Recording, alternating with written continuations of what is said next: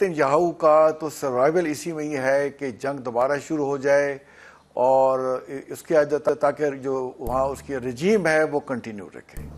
اور امریکہ نے اس کے کان کھینچ کے اس کو تھوڑا بٹھایا ہے اور لیبنان اور اسرائیل کا سیز فائر 15 مئی تک قائم ہے.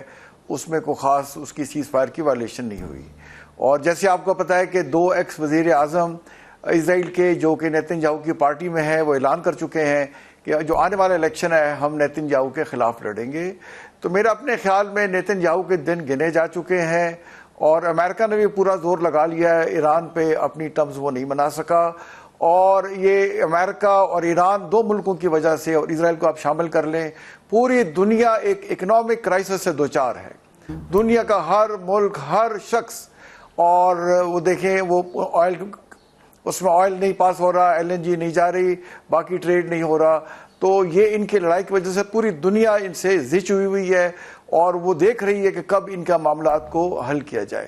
تو میں یہ سمجھتا ہوں دیکھیں کہ دونوں سائڈ جو ہے وہ ایک سپیریئر نیریٹو چاہتی ہیں, وہ فیس سیونگ چاہتی ہیں اور اپنے عوام کو بتانا چاہتی ہیں کہ یہ جنگ ہماری ٹرمز پہ ختم ہوئی.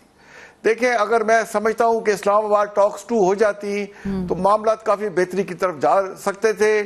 یہاں پہ عباس عراقچی صاحب آئے تھے اور وہ انہوں نے یہ امریکن ٹیم پہنچ چکی تھی, ان کے ایڈوانس ایلیمنٹ آ چکے تھے بٹ انہوں نے مناسب نہیں سمجھا ان سے یا اپنا اسٹے بڑھانا اور عمان چلے گئے اور پھر بات چیت آگے بڑھ نہ سکی.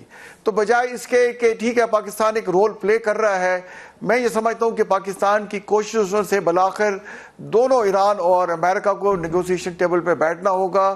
اور بات دیکھیں کیا ہے, ایران جو ہے اس پہ پابندیاں امریکہ کو اٹھانی پڑیں گی اور اسٹریٹ آف ہارمز کھولنا پڑے گا اور ایران کو اپنے نیوکلیر پروگرام میں ایک ٹرانسپیرنٹ طریقے سے بتانا ہوگا کہ اگر آپ نیوکلیر ڈیوائس نہیں بنانا چاہتے تو دیکھیں 5 سال تک تو وہ مان گئے تھے کہ ہم انریچمنٹ پہ پابندی لگا دیتے ہیں. امریکہ کہہ رہا ہے 15 سے 20 سال لگائیں.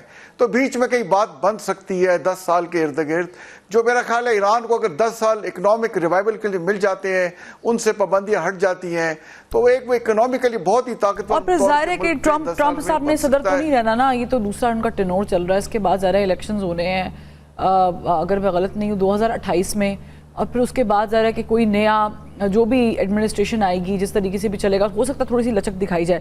اچھا یہ جو آپ نے بات کی ہے اس کا ایک اور حصہ بھی ہے نیتن یاہو والا ایمبیسڈر صاحب, اور وہ یہ ہے کہ ہی انسسٹڈ